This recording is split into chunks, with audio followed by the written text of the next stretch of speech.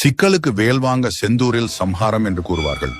சிக்கலில் சிங்காரவேலர் திருக்கோவிலில் வேல் வாங்கும் விழாவும் திருச்செந்தூர் சூரசம்ஹார விழாவும் புகழ் பெற்றவை என்பதே அதன் பொருளாகும். சிக்கல் சிங்காரவேலர் தாயிடம் வேல் வாங்கும் பொழுது அவருடைய திருமுகத்தில் வியர்வை துளிகள் அரும்பும் அதிசயத்தை இன்று நீங்கள் சிக்கல் சென்றாலும் பார்க்கலாம். மனிதர்களுக்கு தானே வியர்வை அரும்பும், கடவுளுக்கும் வியர்க்குமா என்ன என்று நீங்கள் கேட்கலாம். குழந்தை வேலனாக பாலசுப்பிரமணியனாக முருகன் எளிதில் சூரசம்ஹாரம் செய்து விட்டான். அசுரர்களை அழிக்க அவன் மிகவும் பிரயத்தனப்படவில்லை. சுலபமாகவே அது நிறைவேறியது. சிக்கலில் வியர்வை அரும்புவதன் ரகசியம் இதுதான். மனிதர்கள் தங்கள் முகத்தில் வழியும் வியர்வையை எப்படி அனாயசமாக துடைத்துக் கொள்கிறார்களோ அதே போன்று அசுரர் கூட்டத்தையும் குழந்தை வேலன் அனாயசமாக துடைத்தெறிந்தான். சூரபத்மன் சாதாரண அசுரன் அல்ல.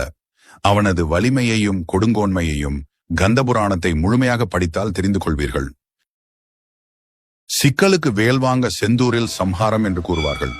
சிக்கலில் சிங்காரவேலர் திருக்கோவிலில் வேல் வாங்கும் விழாவும் திருச்செந்தூர் சூரசம்ஹார விழாவும் புகழ் பெற்றவை என்பதே அதன் பொருளாகும்.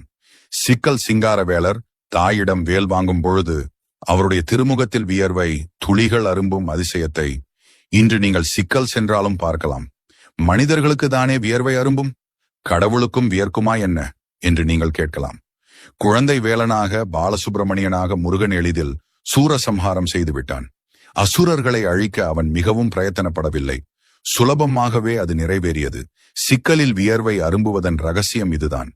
மனிதர்கள் தங்கள் முகத்தில் வழியும் வியர்வையை எப்படி அனாயசமாக துடைத்துக் கொள்கிறார்களோ அதே போன்று அசுரர் கூட்டத்தையும் குழந்தை வேலன் அனாயசமாக துடைத்தெறிந்தான். சூரபத்மன் சாதாரண அசுரன் அல்ல. அவனது வலிமையையும் கொடுங்கோன்மையையும் கந்தபுராணத்தை முழுமையாக படித்தால் தெரிந்து கொள்வீர்கள்.